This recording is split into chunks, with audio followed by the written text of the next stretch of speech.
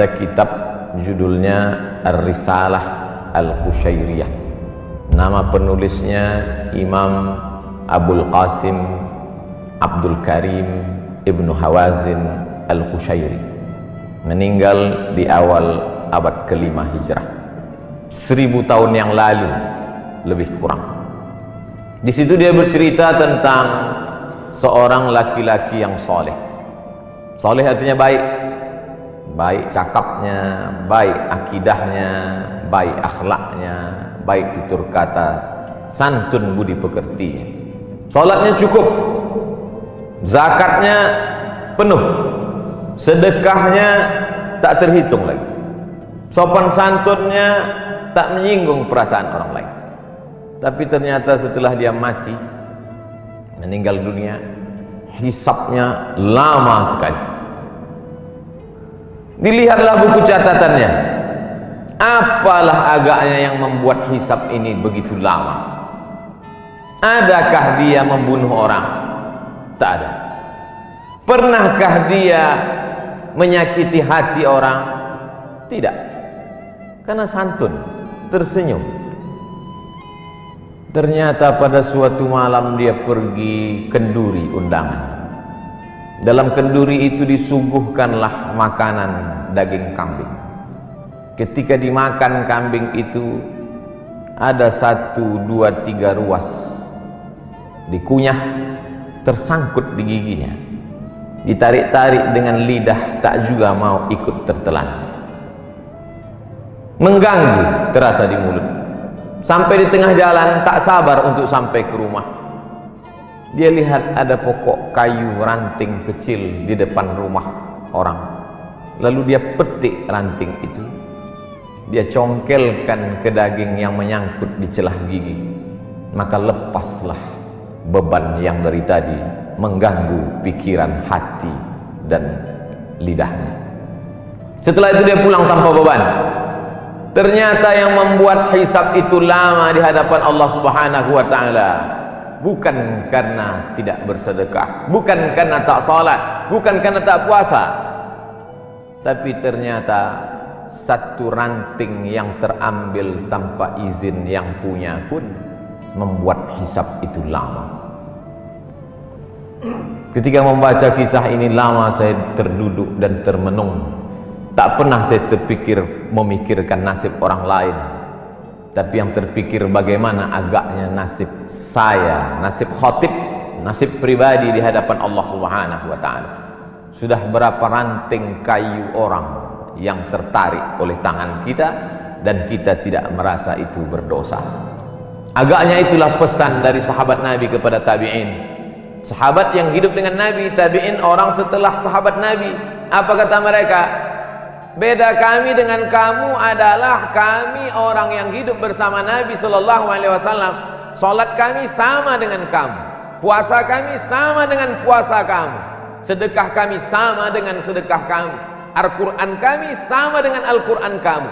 Bedanya kami melihat dosa sebesar ujung rambut itu sangat besar, dan kalian menganggap dosa kecil itu remeh-temeh saja. Oleh sebab itu hari Jumat, bulan baik, agung dan mulia, bulan peningkatan, bulan Syawal, bulan setelah Ramadan, yang diagungkan, dimuliakan Allah Subhanahu wa ta'ala. Diberikan pula kita kesempatan hidup pada hari Sayyidul Ayyam. Merenunglah kita sejenak. Jangan-jangan 1, 2, 3 ranting itu membuat kita begitu lama hisab di hadapan Allah Subhanahu wa ta'ala. Bagi yang pernah menganiaya orang, minta maaf, minal aidin wal faizin, mohon maaf zahir dan batin. Bagi yang pernah termakan, minta izin, mudah-mudahan dihalalkannya, tersambung silaturahim. Apakah Nabi Muhammad sallallahu alaihi wasallam, pemimpin segala nabi dan rasul, sayyidul kaun, seluruh makhluk di atas muka bumi, malaikat-malaikat di langit, pemimpinnya adalah Muhammad sallallahu alaihi wasallam. Apakah lepas dia dari sangkutan-sangkutan ranting ini? Hari Rabu Nabi naik ke atas mimbar. Hari Senin beliau meninggal. 5 hari sebelum meninggal, Khamis, Jumat, Sabtu, Ahad, Senin. Hari Rabu beliau naik ke atas mimbar. Man kuntu jaladtu lahu zahran. Siapa yang pundaknya pernah tercambuk olehku. Saat aku menyambuk kuda, lalu ada orang bersembunyi di balik kuda itu, ujung cambuk terkena pundaknya. Hadza zahri. Ini pundak Muhammad. Silakan balas. Silakan balas sahabat. Daripada aku mencari kalian nanti di padang mahsyar di akhirat, lebih baiklah kalian balas sekarang. Man kuntu syatamtu lahu irdan. Kata-kataku kasar, menyinggung perasaan, sakit hatinya. Dia tak membalas, segan karena aku nabi. Maka inilah masanya. Hadza irdi.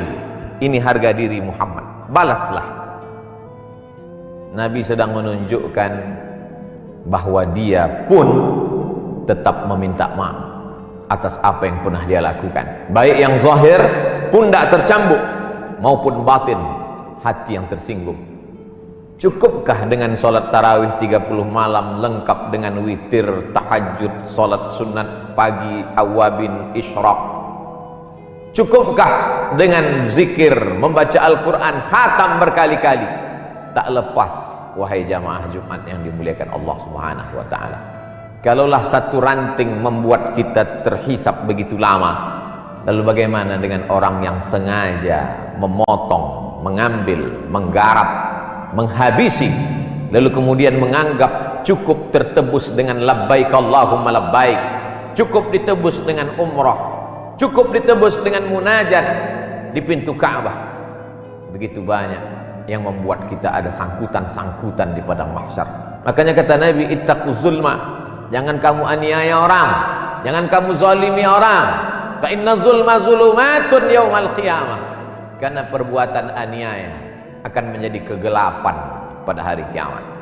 Mohon maaf, ada saudaraku yang digelapkan Allah di atas dunia ini, lahir dalam keadaan, maaf sekali lagi, buta. Tapi gelapnya itu ada hikmah. Matanya tak pernah berdosa. Di akhirat dia akan terang benderang.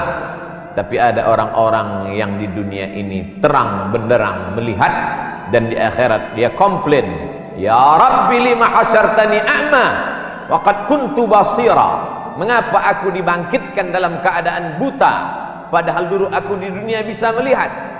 Allah menjawab, laqad atatka ayatuna. Ayat-ayat kami telah sampai kepadamu. Nabi Muhammad sudah menyampaikan, meninggal Nabi diwarisi oleh para ulama, al-ulama warasatul anbiya. Tapi kau tak pernah mau tahu. Atatka ayatuna fanasitaha. Ayat-ayat kami sudah kami turunkan tapi kau lupa. Fakadzalikal yauma tunsa. Orang yang lupa maka hukumannya dilupakan. Jangan pernah lupa dengan security kita, cleaning service, office boy, tukang cuci, tukang kebun kita. Mereka orang-orang yang kita remeh-temehkan, kita rendahkan. Berapa tetes peluh keringatnya kita telan. Mereka hanya tersenyum saja. Dia akan datang menghadap. Di musim COVID-19 ini kami tidak ada uang tambahan, Pak. Anak kami juga perlu bayar uang sekolah. Karena wabah tetap ada, sekolah libur tapi uang sekolah tidak libur. Mereka hanya mampu tersenyum kalau kita katakan. Orang-orang kaya yang hebat dan gagah perkasa itu akan berkata, tidak ada uang, gaji ditunda. Mereka tidak melawan, mereka hanya tersenyum. Mereka hamba Allah yang lemah. Tapi ingatlah, hisab kita terlalu lama. Irhamu man fil ardi yarhamukum man fis sama. Berkasih sayang kamu kepada hamba-hamba Allah yang lemah di atas dunia, maka Allah akan sayang kepada kamu. Seorang laki-laki duduk di dekat Nabi Muhammad SAW. Nabi duduk memeluk cium Sayyidina Al-Hasan dan Sayyidina Al-Husain, anak kesayangan buah hati Fatimah, pernikahan dari Sayyidina Ali bin Abi Thalib radhiyallahu anhum ajma'in. Apa kata si Arab Badui yang duduk di samping Nabi? 10 anakku, satu pun tak pernah kucium. Apa jawab Nabi? Man la yarham la yurham, man la yarham la yurham. Siapa yang tak ada rasa kasih sayang kepada makhluk, maka tak akan mungkin turun kasih sayang Allah kepadanya. Bahwa kita banyak silap, salah dan dosa, ya, jangan putus asa. Karena ayat yang pertama dalam Al-Quran, Bismillahirrahmanirrahim, dengan nama Allah Maha Kasih dan Sayang.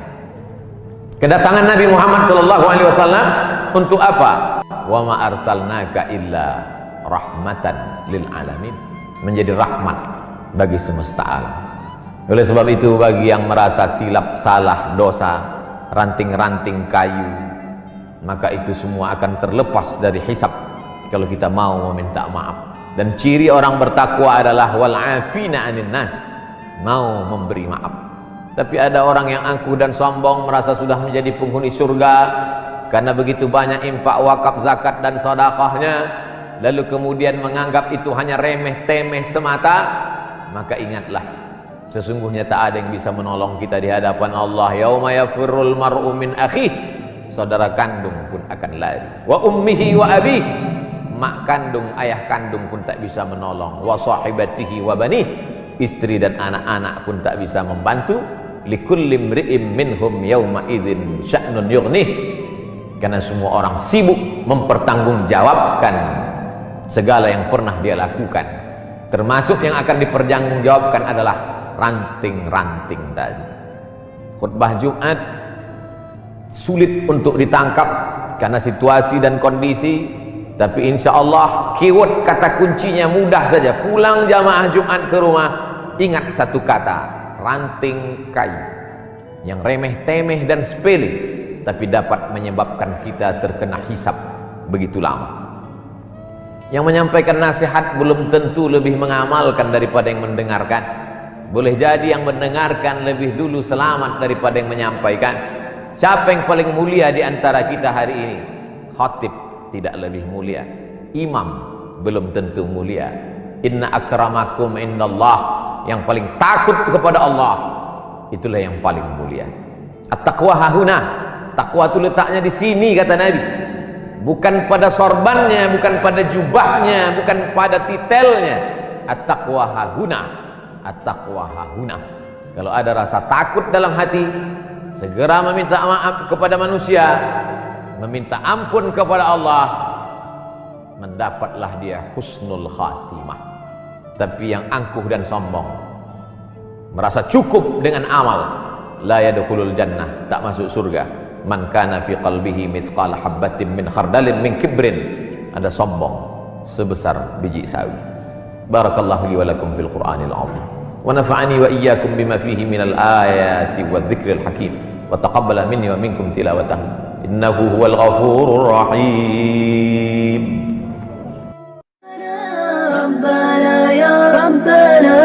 ربنا يا ربنا